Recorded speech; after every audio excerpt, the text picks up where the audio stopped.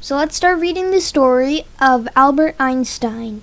Chapter 1. A Genius is Born. Meet Albert Einstein. When he was a boy, Albert Einstein didn't speak until he was almost 4 years old. His parents thought that there might be something wrong with him, so they took Albert to several doctors who didn't find anything wrong. Albert eventually did speak, and when he grew up, it became clear that he was a genius. He had been spending much more time thinking and listening than talking, and he was actually smarter than most other people.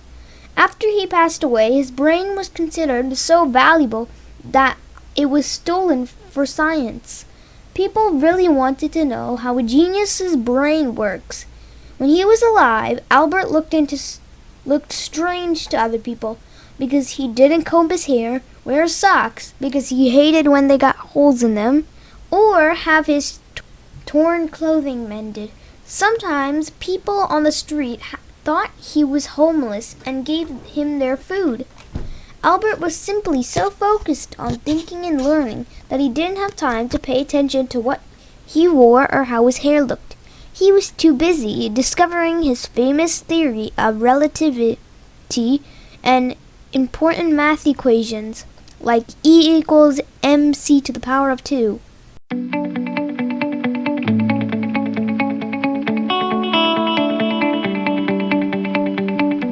Albert had a natural curiosity about how things worked in the world. From science to math, he loved to solve complex or difficult problems with many steps. Albert spent most of his time thinking. Albert's Germany. Born on March 14, 1879, in Ulm, Germany, Albert was his parents' first child. When he was just a baby, his family moved to Munich, Germany. When Albert was 2, his parents told him that they were going to bring him home something new. Albert thought it would be a toy. When they returned with the new baby sister, Albert was quite disappointed. Albert loved to build tall houses with playing cards, sometimes up to 14 levels high. Then he started to play in his father and Uncle Jacob's business, Einstein & which sold electrical equipment. Albert was fascinated with electricity and how it worked. With his father and uncle's help, he tinkered with batteries and wire, trying to understand how it all connected. Life was hard for Albert's family. They were Jewish, and at the time, Jews were discriminated against Germany. That meant Jewish people weren't allowed to go to certain schools or open many businesses. But Albert didn't let that stop his natural curiosity about science. He would grow up to be the most important physicist of all time. Imagination is more important than knowledge. Chapter 2. The Early Years. Growing up in Germany. When Albert was 5, his dad, Hermann, gave him a compass, which is a tool used to tell which way you were going, north, south, east, or west. Albert was amazed that it was always pointed north, no matter which way he turned it. He was determined to find out how it worked. Albert learned about magnets and Earth's magnetic field, which made the needle always point towards the North Pole. His curiosity and intelligence didn't stop Albert's nanny from nicknaming him the Dopey One. She watched as he babbled words to himself several times over before saying them out loud.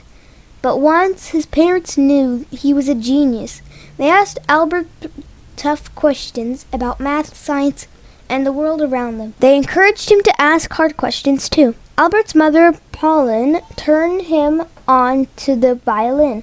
She played piano very well and wanted her son to learn an instrument. At first he had no interest, but after hearing the music of the composer, Mozart, he decided to learn violin. Other people in his family encouraged Albert in different ways. His uncle Jacob taught him advanced math concepts and more about electricity and magnetism. Albert began to study how light traveled. School days. Albert liked elementary school and got good grades, but when he started high school at the early age of 10, Albert had very strict teachers who did not want students to ask questions. The children wore uniforms and marched from class to class in lines like soldiers. Albert was bored and did not feel challenged at all. A family friend named Max Tamley bought Albert books on geometry, chemistry, and physics. They were written at the university level, but Albert read them all, including at age 13. It made Albert look at the world in a completely different way. Soon, Max saw that Albert had passed him in his understanding of math and physics. If you can't explain it to a 6-year-old, you don't understand it yourself.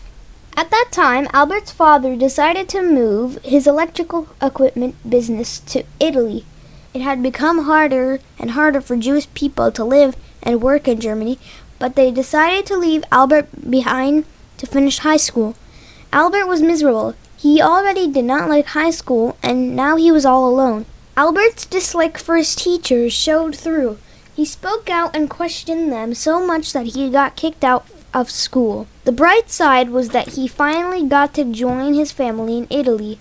Albert loved Italy. Eventually, he gave up his German citizenship and became a Swiss citizen so that he could attend college in Switzerland, a country next to Italy. Chapter 3. A Free Thinker. Study period. Albert fell in love with Italy, its people, music, art, and food. He found Italians to be much friendlier and more open-minded than Germans at that time. Finally, Albert was able to read, think, write, explore, and study science. He went on long hikes in the mountains with his sister and sometimes on his own. Albert loved visiting museums and going to concerts. Many famous scientists interested Albert. Hundreds of years earlier, people had made fun of astronomers Galileo and Copernicus for saying that the Earth went around the sun and not the other way around. These scientists argued their theories or scientific ideas, even though everyone thought they were wrong, but they turned out to be very right. Albert found their stories inspiring. While he helped out the family business, he also started writing down ideas for some of his own theories and ideas. In the scientific world, people publish a paper in a journal for other scientists to read.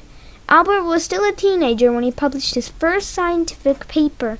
It was during this time that he decided to go back to school and study physics. The freedom to think became his biggest priority. Albert finished high school in Zurich, Switzerland. There he met close friends who thought on his level, like mathematician Marcel Grossman and Michel Angelo Besso, a Swiss engineer. College days. Albert began college in Zurich because his family didn't have much money. An uncle helped pay for his schooling. His high school friend Marcel also lent him all his notes. But Albert still misbehaved a lot in school. Several times during science experiments, he set things in the lab on fire. He also acted like a know-it-all, even around his teachers, which earned him the nickname Professor. A professor is someone who teaches at a university. This was funny because Albert wanted to be a professor and eventually became one. Albert met his future wife, Mileva Marik, also known as Dolly, Mileva Dolly. In college, she was the only woman in his class and was said to be a prodigy, a genius since childhood, like Albert. When he graduated from college in 1900, Albert planned on marrying Mileva and becoming a physics professor, but he couldn't find a job because his teachers wouldn't recommend him. Although he was a genius, people thought of him more as a know-it-all. His uncle stopped giving him money, and sadly his father passed away. Albert was devastated. Things finally started to look up when Albert's friend Marcel got him a job at the Swiss patent office in the city of Bern. The patent office approves inventions and makes it illegal for other inventors to copy those ideas. As a boy, Albert had watched his uncle Jacob apply for 6 patents. This job was perfect for Albert because many of the patents were about topics that interested him, like electricity. While working at this job, he came up with some of his biggest ideas. Myth and fact. Albert took so long to speak because there was something wrong with his brain. Fact. Albert was a genius. Scientists came up with the term Einstein syndrome for children who take a long time to talk, but are actually brilliant. Chapter 4. A great mind. Inventing ideas. Albert liked working at the patent office, and he was good at it. He enjoyed reading about people's ideas and deciding whether to approve them or not. Because Albert was so smart, he was able to finish his patent office work every day with plenty of time to work over on inventions of his own. If his boss or someone else walked by his desk, he would push his papers aside and act as if he was still working on patents. What Albert was really writing had to do with science, math, and very advanced experiments. In just 1 year, Albert published 5 scientific papers in a well-known German physics journal. His theories and ideas about science were groundbreaking. During his time at the patent office, Albert came up with new theories, the atom and space travel. A person who never made a mistake, never tried anything new. Family life. Another reason Albert loved his job was because it gave him a regular paycheck. That meant he could finally marry Mileva and they could start a family. In 1902, Albert and Mileva got married. 2 years later, on May 14, 1904, they welcomed their first son, Hans Albert. The Einsteins led a happy life. They took long walks, listened to music, and ate delicious dinners together. In addition to being husband and wife, Mileva and Albert collaborated on a lot of experiments and papers.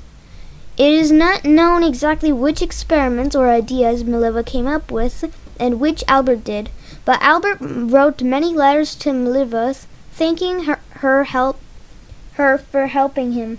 She was organized while Albert was not. Even his way of dressing and combing his hair was messy and drew attention. Albert's main focus was thinking. He did not care what he looked like on the outside. To him, it was the mind that mattered. Or, as Albert put it, the side was more important than the outside. The inside was more important than the outside. Chapter 5. Albert's Big Break. Theory of Relativity. Albert developed many important theories during his time at the patent office. One major theory that Albert proved was the theory of relativity. Here's an example of how the theory of relativity works. If 2 people are playing ping pong on a train that's going 30 miles per hour, to them, the ball would look like it's going 2 miles per hour as they hit it back and forth.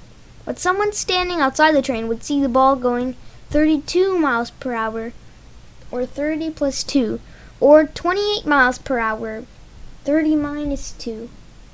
If it's being hit to the opposite direction that the train is going, to the person outside the train, the ball would always look like it's going in the direction that the train is going, say north. It is all relative to, or depends on, where the person is watching the ping pong game is standing. The theory of relativity was Albert's big breakthrough. There are only 2 ways to live your life. One is through nothing is a miracle. The other is as though everything is a miracle. The other is as though everything is a miracle. After writing this theory, he came up with the most well-known math equation in the world, E equals mc by 2. equals mc to the power of 2. Still, I'm in 4th grade, and I don't know how to pronounce that, so don't be mad at me for saying that wrong. The E stands for energy. Albert was saying that the energy of an object is equal to m, its mass. How much matter an object contains multiplied by c, the speed of light, squared times itself. Soon Albert became a very popular teacher, speaker, and rising star in the science world. In 1909, he was offered a job as a professor at the University of Zurich. He and Mileva moved to Zurich, where Mileva soon gave birth to another boy, Edard. They nicknamed him Teddy, the Yiddish word for teddy bear. Back to Germany. Over the next few years, the Einsteins moved many times. They'd been in Zurich for less than a year when Albert decided to take a different job at a German university in Prague. Albert was welcomed like a celebrity. He enjoyed playing violin with the group of musicians in Prague, but before long, the Einsteins moved back to Zurich. Then Albert was offered another job as a professor in Berlin. Mileva did not want to move back to Germany, so Albert left his wife and sons behind in Zurich. Sadly, Mileva and Albert grew apart and eventually divorced. But he promised that if he ever won a Nobel Prize, he would send Mileva and the boys the money that came with the award. In 1914, Albert settled into Berlin, Germany, to be the director of a physics institute. Soon after, he married a woman named Elsa Lowenthal, who had 2 girls of her own. Returning to Germany was hard for Albert. World War I was about to begin. Germany was very unsafe, especially for Jewish people. Albert was focused on his work, but he was also upset about the war. The German government almost put him in jail because he wouldn't support their violence. Through it all, Albert kept working on his theories. One had to do with how light travels. At the time, scientists thought that light traveled in a straight line, but Albert thought that light bends as it travels through space. Albert was right. This was known as quantum theory. It became one of Albert's most famous theories, but he didn't like the attention he got from it. He only wanted to focus on continuing his scientific work. Chapter 6. The famous scientist. Traveling the world. As Albert's fame grew, he traveled to speak in other countries. Lots of people, including children, wrote letters to Albert. Some asked if he could help create peace in Germany. World War I had ended, but an evil man named Adolf Hitler rose power in Germany. He was the leader of the Nazis who wanted to get rid of all Jewish people. Germany was getting very dangerous for Jewish people. As Hitler and the Nazis were taking over, Albert spoke out against them. His new wife, Elsa, was afraid that he would put him in danger. But Albert did not care. He was Jewish and wanted to use his fame to a better world, to better the world. Learn from yesterday, live for today, hope for tomorrow. The important thing is to not stop questioning. Albert took trips to Israel to help start a new Jewish state so Jewish people could escape Germany safely. In 1921, he traveled to the United States where he worked with other important people to raise money for the Jewish homeland. He was greeted by reporters and photographers. The mayor of New York City even presented him with a key to the city. Also gave him a comb for his messy hair and told him to dress better, but Albert ignored her advice. The American people loved Albert's wild look. Over the years, Albert had been nominated for the Nobel Prize 7 times without winning. Then in 1922, he finally won for thinking about photoelectric electric effect, or how light bends. This would eventually lead to the invention of the television. As promised, Albert sent Maliva and the boys the money that came with the prize. The award also gave Albert even more fame and attention. Working for peace. Unfortunately, Hitler and the Nazis took control of Germany in the early 1930s. More and more, Albert risked his life by speaking out against them. The Nazis said he was a spy and threatened to kill him.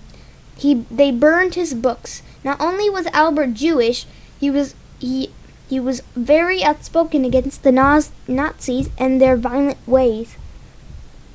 When Albert and Elsa were away in California, where Albert was speaking as a visiting professor, the Nazis broke into their home. Soon it became too dangerous for Albert to stay in Germany. He and Elsa moved to Belgium. Albert continued traveling and speaking in other countries. In Spain, the king greeted him.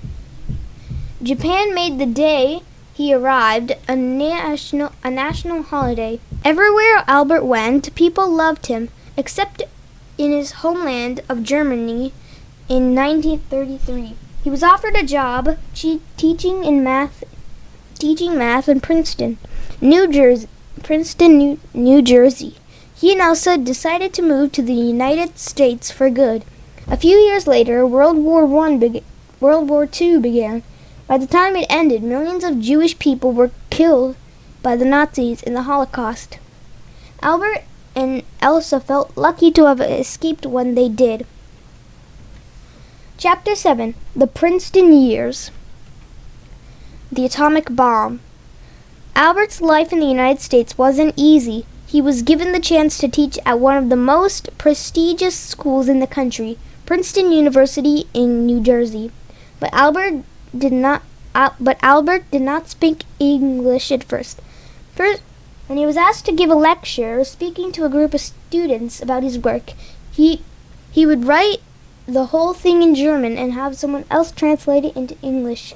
Learning a language later is difficult, but Albert did it anyway.